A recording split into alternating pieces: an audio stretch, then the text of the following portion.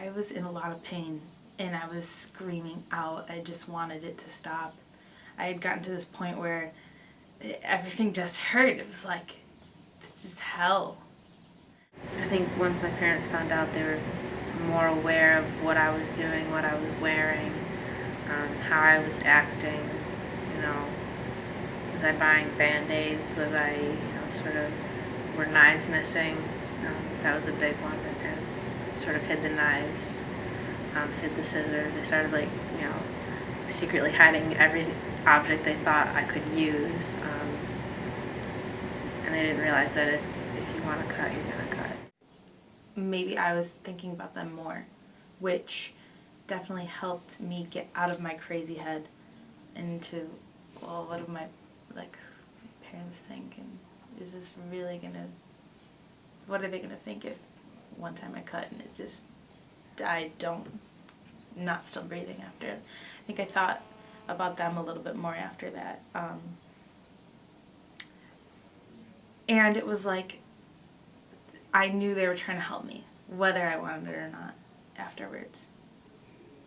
But again, it would go back and forth. Do I want the help? Yes, I want help. No, I don't want help.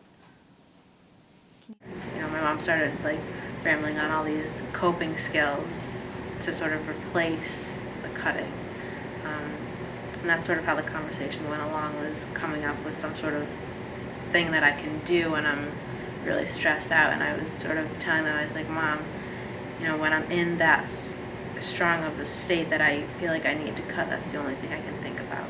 And as much as I would want to call a friend, I can't. And she didn't really get that. I think by them sort of making it seem like I was a child, I got angry. It frustrated me more. That I sort of felt like, I'm pretty sure that their trust was gone with me a little bit, just because I've been doing this for so long, and they were scared to leave me alone.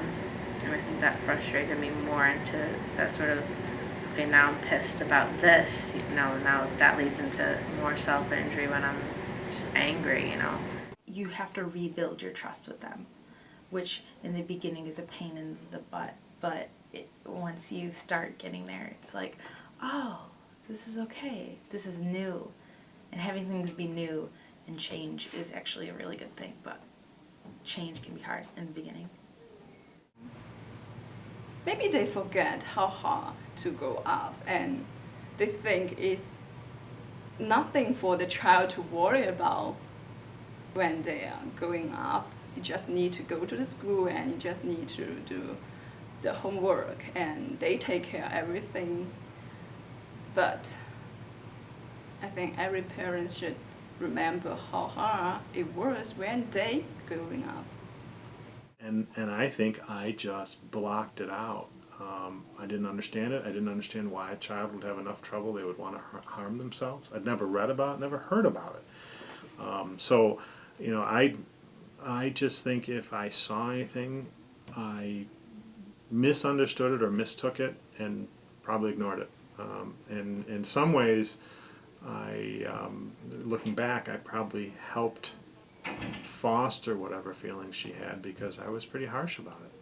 If there was something bothering her, I didn't sit and chat about it. So come on, just get over it. That was my way. That's how I was raised, and it didn't work. It didn't work, and I think that had I been able to understand it, I would have at least been able to try to help her.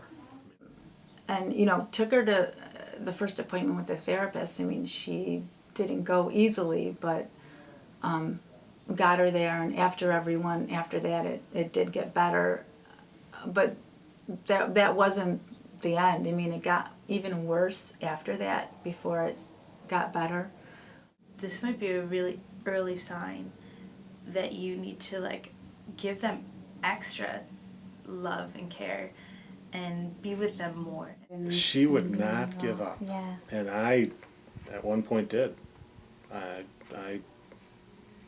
just figured that there was nothing we could do with her, and I had 3 other kids to be responsible for, and making them safe was our focus. And what I really, really believe helped me is, so many parents, their kids going through a tough time, giving them just a terrible time. Teenage years can be just challenging anyways.